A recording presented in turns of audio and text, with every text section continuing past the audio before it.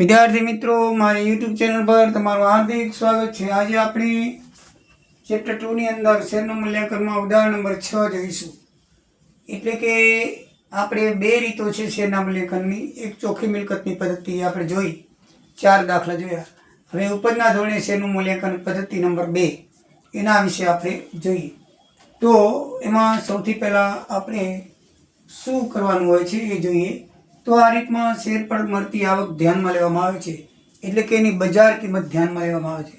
તો સૌથી પહેલાં તમારે એની શું કરવું પડે, બજાર કિંમત આપણે શોધવી પડે। તો શેરની બજાર કિંમત નીચે મુજબ શોધવામાં આવે છે।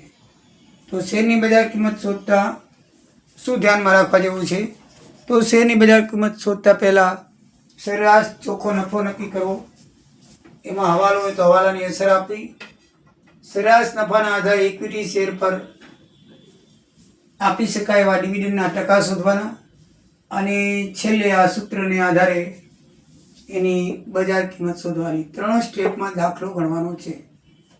તો મિત્રો, એમાં ધ્યાનમાં રાખવા જેવી બાબત 3 છે। 4 છે કે ભાઈ મૂલ્યાંકન ધ્યાનમાં લેતા શું ધ્યાનમાં રાખવું? તો સૌથી પહેલાં છે ભવિષ્યના ફેરફારો। 4 મુદ્દા ધ્યાનમાં રાખવાના છે। કંપની ભવિષ્યમાં સામાન્ય રીતે કેટલો નફો કરી શકશે તેના ભૂતકાળના નફાના આંકડાને આધારે નક્કી થઈ શકે, પરંતુ ભૂતકાળના આંકડાના ભવિષ્યમાં આપણે ફેરફારો હોય તો એનો પણ વિચાર કરવો જોઈએ। દાખલા તરીકે ડિરેક્ટરની ફીમાં વધારો થાય અને અત્યાર સુધી ભાડાના મકાનમાં ધંધો ચાલતો હોય અને પોતાના મકાનનો ધંધો ચલાવવાનો થાય તો નફાની અંદર ફેરફાર થાય। એટલે આવા જે ફેરફારો હોય ધ્યાનમાં લેવા જોઈએ, દાખલામાં આપેલ હોય તો। પછી નફાની સરેરાશ, ભૂતકાળના નફા પરથી ભવિષ્યના નફાનો અંદાજ કાઢી શકાય। એમાં 3 થી 5 વર્ષની આપણે સરેરાશ લેવી જોઈએ। જો કે તેનો આધાર કંપનીની આવક ઉપર છે અને સ્થિર આવક હોય તો સરેરાશ લેવાની જરૂર નથી, પણ અસ્થિર આવક હોય, વધઘટ થતી હોય તો સરેરાશ લેવી જોઈએ। એ દાખલાની રકમ પર આધારિત છે। જે કંપનીના નફામાં ધરખમ ફેરફાર થતા હોય તો એને સરેરાશ 7 વર્ષની સરેરાશ લેવી જોઈએ।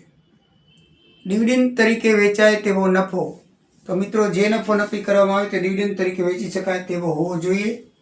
બીજા શબ્દોમાં કહીએ તો તેમાં જે હવાલા હોય, ઘસારા જોગવાઈ હોય, કરવેરા જોગવાઈ હોય, ડિબેન્ચરનું વ્યાજ હોય, તેમજ કોઈ અનામત લઈ જવાની હોય, એ બધું શું કરવાનું, બાદ કરવાનું। એટલે કે એની અંદર સરેરાશ જે નફો છે એ હવાલા સહિત આપણે નક્કી કરવાનો છે, ચોખ્ખો નફો। સરેરાશ નફો દાખલામાં આપ્યો હોય અને એમાં જો હવાલા આપેલા હોય તો હવાલા આપણે અસર કરીને પછી ચોખ્ખો નફો શોધવાનો હોય છે। પ્રેફરન્સ શેર ડિવિડન્ડ, જો કંપનીએ પ્રેફરન્સ શેર બહાર પાડ્યા હોય તો પ્રેફરન્સ શેરનું ડિવિડન્ડ પણ નફામાંથી બાદ કરવાનું, એ આપણે જાણીએ જ છીએ। તો એના સ્ટેપ આ રીતના હોય છે કે સૌથી પહેલાં સરેરાશ ચોખ્ખો નફો શોધો, પછી સરેરાશ નફાના આધારે ઇક્વિટી શેર પર આપી શકાય ડિવિડન્ડના ટકા શોધો, અને પછી આ સૂત્ર લગાડીને બજાર કિંમત શોધો। ઉદાહરણ નંબર 6 આપેલું છે। એક કંપનીની ભરપાઈ થયેલી મૂડી 5 લાખ રૂપિયા છે। 100 રૂપિયાનો એક એવા 5000 ઓર્ડિનરી શેરમાં વેચાયેલી છે।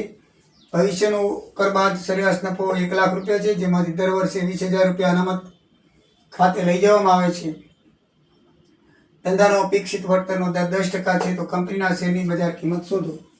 તો મિત્રો, આમાં એક હવાલો છે કે દર વર્ષે 20000 રૂપિયા અનામત ખાતે લઈ જવાનું હોય છે। તો આપણે સૌથી પહેલા સ્ટેપમાં સરેરાશ ચોખ્ખો નફો નક્કી કરવો હવાલા સહિત। તો કંપનીનો સરેરાશ નફો દાખલામાં 1 લાખ આપ્યો છે। હવાલો એમ કહે છે કે દર વર્ષની સામાન્ય નફામાં 20000 લઈ જવાના, તો એ બાદ કરીએ તો ડિવિડન્ડ તરીકે વેચી શકાય તેવો નફો 80000 રૂપિયા આવ્યો। સ્ટેપ નંબર 2, સરેરાશ નફાના આધારે ઇક્વિટી શેર પર આપી શકાય એવા ડિવિડન્ડના ટકા શોધવાના। હવે કુલ મૂડી આપણને 5 લાખ આપેલી છે, એના ઉપર આપણે 80000 રૂપિયા ડિવિડન્ડ આપી શકીએ। તો ટકા શોધવા હોય તો 100 ઉપર આપણે શોધી શકાય।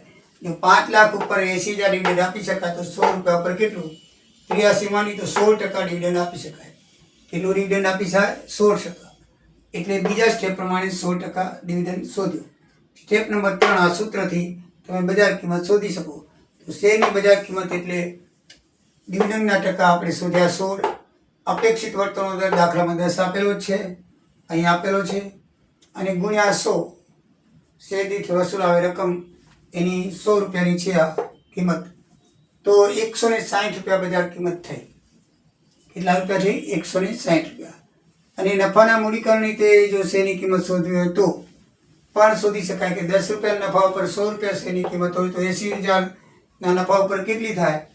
તો 8 લાખ રૂપિયા એની મૂડી થાય અને 5,000 શેર એને ભાગી નાખો તો 160 રૂપિયા એનો જવાબ આવે. આ બંને રીતથી પણ થઈ શકે. આપણે આટલા સુધી લેવાનો છે. નફાના મૂડીકરણથી શોધવું હોય તો પણ આ રીતે 160 રૂપિયા બજાર ભાવ આવી શકે. બરાબર, એકદમ ઇઝી. આ 3 સ્ટેપમાં દાખલો ગણવાનો છે.